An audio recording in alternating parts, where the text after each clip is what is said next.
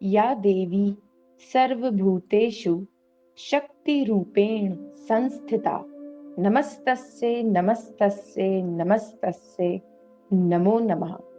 इस श्लोक का अर्थ है, जो देवी सब प्राणियों में शक्ति रूप में स्थित हैं, उनको नमस्कार नमस्कार बारंबार नमस्कार। हिंदू धर्म में देवी दुर्गा की 9 अभिव्यक्तियां हैं, जिन्हें नव दुर्गा के नाम से भी जाना जाता है। विशेष रूप से नवरात्रि के त्योहार के दौरान इनकी पूजा की जाती है। माँ वैष्णो देवी भी नव दुर्गा का ही स्वरूप है। आइए विस्तार में अब माता के उन 9 रूपों का वर्णन करते हैं, जो नवरात्रि के प्रत्येक दिन पूजी जाती हैं।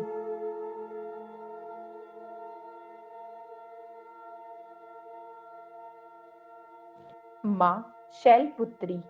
माँ दुर्गा अपने पहले स्वरूप में शैलपुत्री के नाम से जानी जाती हैं। पर्वतराज हिमालय के घर पुत्री रूप में उत्पन्न होने के कारण इनका नाम शैलपुत्री पड़ा। सती, पार्वती, हेमवती, भवानी आदि भी इसी देवी के अन्य नाम हैं। नवरात्र पूजन में प्रथम दिवस इन्हीं की पूजा और इनके लिए उपवास रखा जाता है। अपने पूर्व जन्म में ये ही माँ सती थीं। एक बार जब सती के पिता प्रजापति दक्ष ने यज्ञ किया तो इसमें सारे देवताओं को निमंत्रित किया, पर भगवान शंकर को नहीं। दक्ष ने भी भगवान शंकर के प्रति अपमानजनक वचन कहे। इससे माँ सती को बहुत दुख पहुंचा। वे अपने पति का यह अपमान न सह सकी और योग अग्नि द्वारा अपने आप को जलाकर भस्म कर लिया। इस दारुण दुख से व्यथित होकर शंकर भगवान ने तांडव करते हुए उस यज्ञ का विध्वंस करा दिया। यही सती अगले जन्म में शैलराज हिमालय की पुत्री के रूप में जन्मी और शैलपुत्री कहलाई। शैलपुत्री का विवाह भी फिर से भगवान शंकर से हुआ। शैलपुत्री शिव जी की अर्धांगिनी बनी।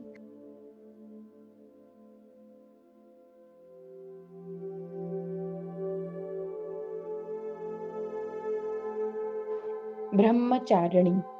दुर्गा पूजन के दूसरे दिन देवी के इसी स्वरूप की उपासना की जाती है। ब्रह्म का अर्थ है तपस्या और चारिणी यानी आचरण करने वाली। इस प्रकार ब्रह्मचारिणी का अर्थ हुआ तप का आचरण करने वाली। भगवान शंकर को पति रूप में प्राप्त करने के लिए ब्रह्मचारिणी ने घोर तपस्या की थी। कई हजार वर्षों तक निर्जल और निराहार रहकर तपस्या करती रहीं। कठिन तपस्या के कारण देवी का शरीर एकदम कमजोर पड़ गया। देवता, ऋषि, सिद्धगण, मुनि सभी ने ब्रह्मचारिणी की तपस्या की सराहना की और कहा, हे देवी, आज तक किसी ने इस तरह की कठोर तपस्या नहीं की। ये तुम्ही से ही संभव थी। तुम्हारी मनोकामना परिपूर्ण होगी और भगवान चंद्रमौली शिवजी तुम्हें पति रूप में प्राप्त होंगे। इस देवी की कथा का सार यह है कि जीवन के कठिन संघर्षों में भी मन विचलित नहीं होना चाहिए।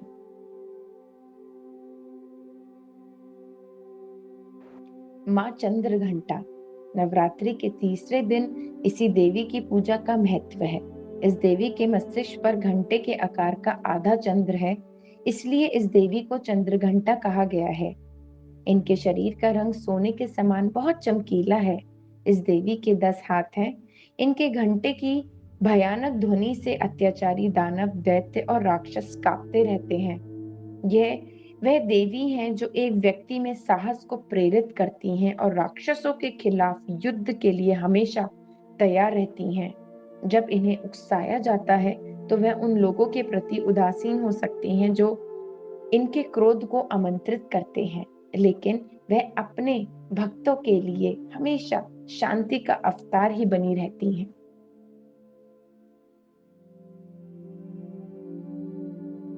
माँ कुष्मांडा। नवरात्रि में चौथे दिन देवी को कुष्मांडा के रूप में पूजा जाता है। जब सृष्टि नहीं थी, चारों तरफ अंधकार ही अंधकार था, तब इसी देवी ने अपने थोड़े से हास्य से ब्रह्मांड की रचना की थी। इसलिए इन्हें सृष्टि की आदि स्वरूपा या आदि शक्ति कहा गया है। सूर्य लोक में रहने की शक्ति, क्षमता केवल इन्हीं में ही है। इसलिए इनके शरीर की क्रांति और प्रभा सूर्य की भांति ही तेज है। इनके ही तेज से दसों दिशाएं आलोकित हैं। ब्रह्मांड की सभी वस्तुएं और प्राणियों में इन्हीं का तेज वास करता है। इनकी पूजा से भक्तों के रोगों और शोकों का नाश होता है तथा उन्हें आयु, यश, बल और आरोग्य प्राप्त होता है।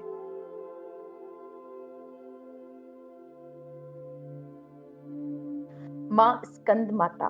नवरात्रि में 5वें दिन इस देवी की पूजा अर्चना की जाती है। कहते हैं कि इनकी कृपा से मूढ़ भी ज्ञानी हो जाता है।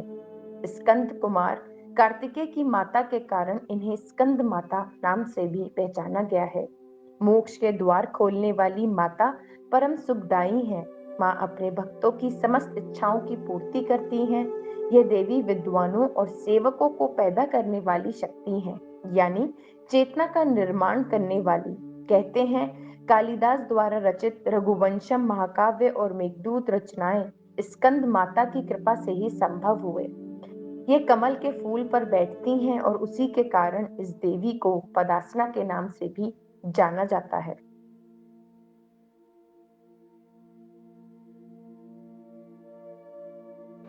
माँ कात्यायनी। नवरात्रि में छठे दिन माँ कात्यायनी की पूजा की जाती है। इनकी आराधना से भक्तों को बड़ी आसानी से अर्थ, धर्म, काम और मोक्ष चारों फलों की प्राप्ति होती है। उनके रोग, शोक, संताप और भय नष्ट हो जाता है। जन्मों के समस्त पाप भी नष्ट हो जाते हैं। माँ कात्यायनी अमोद फलदायिनी है। भगवान कृष्ण को पति रूप में पाने के लिए ब्रज की गोपियों ने इन्हीं की पूजा की थी। यह पूजा कालिंदी यमुना के तट पर की गई थी। माँ काल रात्रि। दुर्गा पूजन के 7वें दिन माँ काल रात्रि की उपासना का विधान है। कहा जाता है कि काल रात्रि की उपासना करने से ब्रह्मांड की सारी सिद्धियों के दरवाजे खुलने लगते हैं और तमाम असुरी शक्तियां उनके नाम के उच्चारण से भी भयभीत होकर दूर भागने लगती हैं। अंधकार में स्थितियों का विनाश करने वाली शक्ति है काल रात्रि। काल से भी रक्षा करने वाली ये शक्ति है। इनकी कृपा से भक्त हर तरह के भय से मुक्त हो जाता है।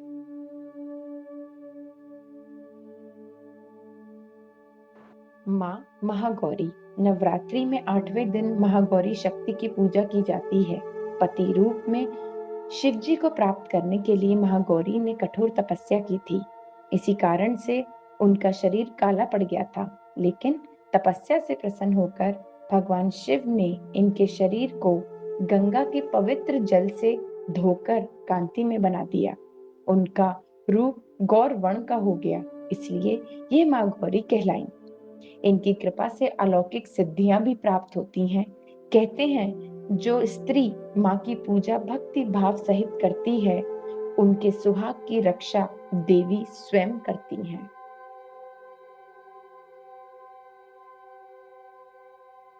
माँ सिद्धिदात्री। माँ दुर्गा की नवी शक्ति का नाम सिद्धिदात्री है। ये सभी प्रकार की सिद्धियों को देने वाली हैं। नवरात्र के 9वें दिन इन्हीं की उपासना की जाती है। माना जाता है कि इनकी पूजा करने से बाकी देवियों की उपासना भी स्वयं ही हो जाती है। ये देवी सर्व सिद्धियां प्रदान करने वाली देवी हैं। उपासक या भक्त पर इनकी कृपा से कठिन से कठिन कार्य भी आसानी से संभव हो जाते हैं।